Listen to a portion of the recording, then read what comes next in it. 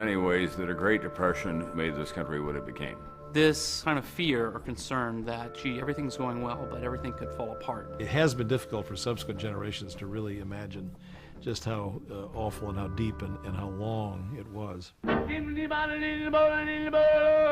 You know, the Great Depression was so interesting because America had been on such a high for so long, and just, you know, the jazz age and everything was great and everybody was having a lot of fun, and all of a sudden it came crashing down. And I think that folks just sort of thought, is this the end of the American dream? Now, one might have said, looking around the United States in the 1930s, at the worst moment, there were 13 million people unemployed. You had people in soup kitchens, you had people unemployed, people were losing their homes across the country. The whole nation came to a standstill, and everybody looking at America thought, was it all a mockery? Was it all just an experiment that obviously didn't work? And what will America be now? Will they just be a marginal nation? Will they ever recover from this? The collapse of the infrastructure of a country that had really, up until that point, had been based on a sense of surplus, you know, a sense of there being plenty for everyone, must have instilled in people a real calling to redefine who we were going to be in our history, who we were going to be in the progress of this country. America was made up, again, of immigrants, of people who'd come from other forms of deprivation. They came here to have a better life, and they had worked hard to get to where they were, and then it began to be cut away from them in a way. And they didn't turn and run because they'd known hard times earlier.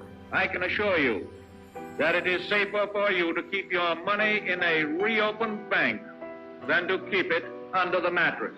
And we had a president, Franklin Roosevelt, who came in and served 4 terms during the Great Depression and also led us through World War II, who took demonstrative action to try to turn the country around. That's what we know as the New Deal, which at the end of the day was nothing more nor less than creating a set of institutions that were commensurate with the scale and complexity of the economy as it had evolved up to that time.